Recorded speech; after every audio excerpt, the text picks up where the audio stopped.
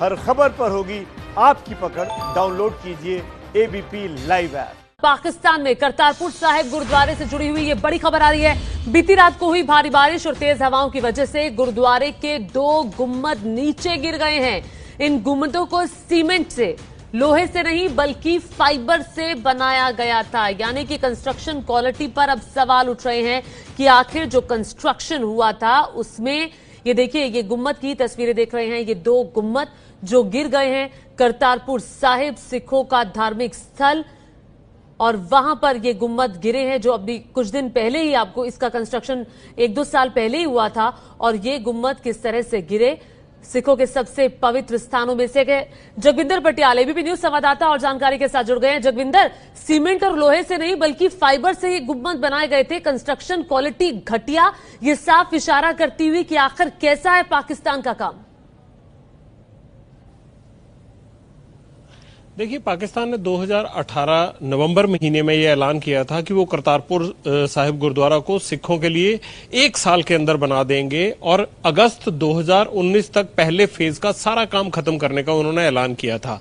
जब 9 नवंबर 2019 को ये गुरुद्वारा खुला तो वाकई जो थी, गुरुद्वारा बिल्कुल तैयार था और नजर आ रहा था। लेकिन ये तभी सवाल उठने लगे थे कि आखिरकार पाकिस्तान ने इतनी जल्दी ये गुरुद्वारा साहिब बना कैसे दिया, और इसके आसपास की बहुत बड़ी प्रक्रिया भी बना दी गई थी।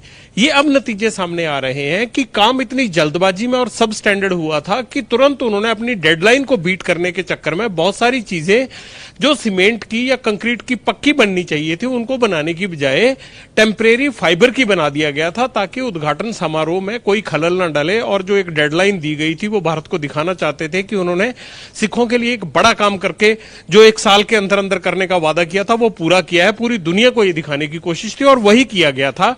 लेकिन अब जब कल रात को बहुत ज्यादा आंधी तूफान आया तो उसमें ये गुंबद नीचे गिर गए, जिसका कि दिल्ली गुरुद्वारा प्रबंधक कमेटी ने बहुत बुरा मनाया है और उन्होंने कहा है कि इस तरह का सबस्टैंडर्ड काम नहीं होना चाहिए था। अब भारतीय सिख संस्थाओं को ये काम सौंपा जाए और वो करके दिखाएंगे पाकिस्तान को, जो कि किसी भी तूफान या आंधी से गिरेगा नहीं, बल्कि जिस तरह से भारतीय गुरुद्वारे बुलंद इमारतें खड़ी हैं उसी तरह से करतारपुर का बुलंद इमारत और बुलंद गुंबद तैयार किए जाएंगे। और दिल्ली गुरुद्वारा प्रबंधक कमेटी चाहती है कि ये काम, ये कार सेवा का काम अब पाकिस्तान उन्हें सौंपे। जोगिंदर, लेकिन क्या इस घटना के बाद, गुम्मद गिरने के बाद, पाकिस्तान की तरफ से कोई प्रतिक्रिया आ पाई है? पाकिस्तान गुरुद्वारा प्रबंधक कमेटी का रिएक्शन भी आया है। उन्होंने कहा है कि इतने बड़े वातावरण के बदलाव में इस तरह की घटनाएं हो जाती हैं, इसे अन्यथा नहीं लेना चाहिए। और पाकिस्तान गुरुद्वारा प्रबंधक कमेटी ने यह कहा है कि पाकिस्तान सरकार इन्हें जल्द दोबारा बना देगी, क्योंकि मौसम बहुत ज्यादा खराब था। परसों से बहुत आंधी तूफान आ रहा था उस इलाके में, करतारपुर साहब और आसपास के रावी से जुड़े इलाके में, इसलिए ये नुकसान हुआ है।